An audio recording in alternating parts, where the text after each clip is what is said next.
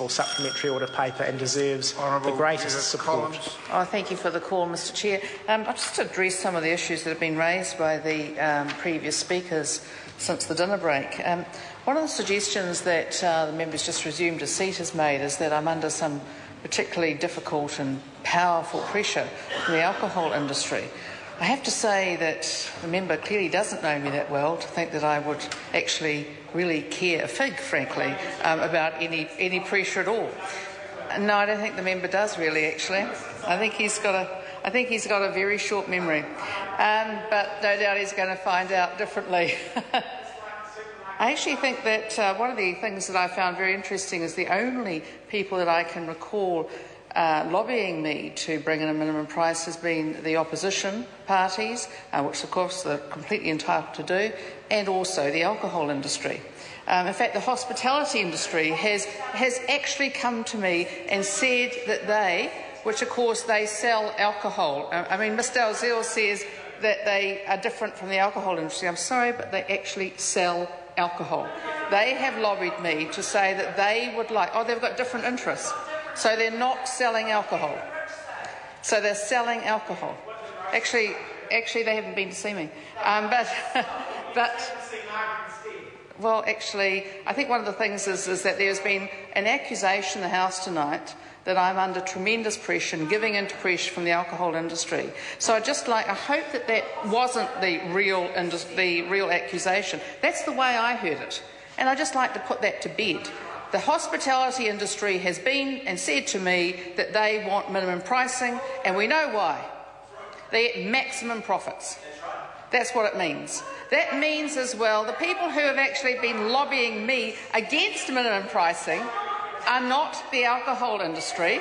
No, not at all. Actually, the people who have been lobbying me are people from my electorate, people around the country, particularly people who say, hang on, I'm a responsible drinker, why should my price of alcohol go up? People who are, for instance, over 65 years old, on a pension, saying to me, if I can get a bottle of alcohol or wine or something at $6 or $7 on special somewhere or other in the supermarket, why shouldn't I be able to buy it? Why should I be penalised? Because why should, they say to me, why should my alcohol prices go up because of the irresponsibility of others? And if anyone seriously thinks that young people are going into supermarkets and buying up wine at $6 a bottle and then getting drunk, I have to say I don't think that is actually borne out by the facts. It's a different brand, it's a different style, it's a different age group. Many of the people who are buying the alcohol, it's just like when Jim Anderton, with his very best of intentions, brought in some extra taxes around RTDs. It eventually ended up being a sherry tax. And the people who actually did end up paying were actually the elderly who were buying sherry. So what we have is a situation where people think that actually this is actually the alcohol industry against it. Why would the hospitality industry want minimum pricing? Because they get nothing out of it. They get nothing out of it. So Ms Dalziel say they get nothing out of it. I'm sorry. The industry pays above the minimum price. Right. These are on-licensed premises, not off-licensed. Yes. And Ms Dalziel, you've had your chance. You've had 5 calls on this, and that's just fine. I'm looking forward to it. And I think, Mr Chevelle, you should let Ms Dalziel get on and do her own, because she's quite capable of speaking for herself. She doesn't need to be protected. But I think it is important to understand is that actually a minimum price is a very blunt instrument. The Ministry of Justice is working on a paper, so a report about how it has worked around the world. We were told this year that this was all going to be fabulous because Scotland had done it. Now we find out Scotland hasn't done this. They've actually stopped it. And in fact, what we're finding is that a lot of the things that we've been told aren't actually quite correct. And I think we do need to be very sensible about this. The previous government, obviously, the previous Labor government, and with Ms Dalziel, took this very seriously, brought in a bill. Unfortunately, it was the last few days or months of when they were in power, after the 9 years they were in power. But our government, my predecessor, Mr Chair, took over this bill and then changed it. But having said that, Ms Dalziel says we sort of took it over. Well, we did in a way. And in that the sale and supply of liquor and liquor enforcement bill, which was her bill, had local alcohol policies of a sort, dealt with dairies by stopping any stores with less than 150 metres of floor space, had a sort of kind of 3 strikes regime for the sellers who were out of order, which is something we've kept in, some stronger stuff around advertising of alcohol, and some stronger stuff really on proof of age to buy alcohol, which was good. And almost all of the rest of it has been transferred into the Alcohol Reform Bill. In addition, what we've done is brought in local decision makers, the district licensing committees, to be the first decision makers for licensing, putting licensing decisions in the hands of local people. We've done a lot more around advertising of alcohol, restrictions of advertising, significant discounts of alcohol.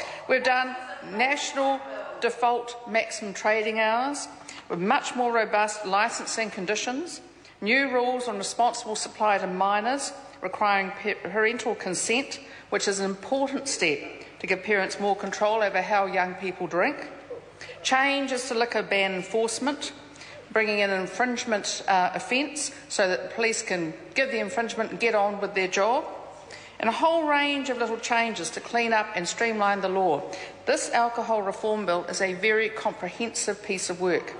It is something which is significantly better than what there was before, but I do, however, acknowledge the work that the Honourable Leanne Dalziel did and the efforts that she made with the then Labor government. Unfortunately, it was too late in their term of office of 9 years to do anything about it. But that does not mean that we have to, as a parliament, give in to all the various things and take on all the new ideas that they've got without actually saying we need evidence-based procedures, we need to think very carefully about it, and we also need to bear in mind that the vast majority of New Zealanders who drink, about 85% of the population, do not abuse alcohol. It is not the use of alcohol that's the problem, it's the abuse of alcohol that's the problem. And the other thing, when we're talking about young people, I think we're all very concerned about young people, and particularly binge drinking, is actually the best place to stop that is in the home. The best place is for parents to take responsibility for their young people and to show them the way in which they behave. If you have a young person in a home where the parents are binge drinking, guess what? You've got more than an 80% chance, I'd say, of getting that young person thinking that's the way you drink. If the father goes out and behaves like a complete idiot on alcohol, I'm sorry, the kids are going to either completely go that way or they're going completely the opposite way. That's what happens. If you've got mothers going around drunk at home, that's what you're going to get. And in fact, it's all very well saying to the sellers of alcohol, you shouldn't be selling it. Actually, maybe we shouldn't be buying it in the levels that we do. How about a bit of personal responsibility there? And it's all very well to say, yes, we target particular areas. Yes, we know sellers target particular areas. That's because, unfortunately, people are buying it in those areas. So the ideas about we're just going to stop this, we're just going to stop this, do we really want to end up like we did years and years ago until about the 50s when the King Country was dry? If you want to look at the West Auckland area, there are licensing trusts there. There's very few outlets of alcohol. I can tell this House that that is an area of domestic violence fuelled by alcohol, just like there is in other parts of the country. There's no lack of domestic violence, no lack of drunk driving in West Auckland, and yet there's hardly any liquor outlets. So we need to be responsible, we need to be sensible, and we just must not be hysterical. And I'd say to this House, we've had a great debate about this. Everyone's put a lot of effort into it. And I know that we're not always going to agree. I know our hearts are all in the right place, but we do need to be moderate, and this bill is moderate, it's sensible, it's comprehensive, and it deals with the major issues. Of course, it's not going to be the last word on alcohol. It never will be, because we're all very interested in it. Dennis O'Rourke. Thank you, Mr. Chair.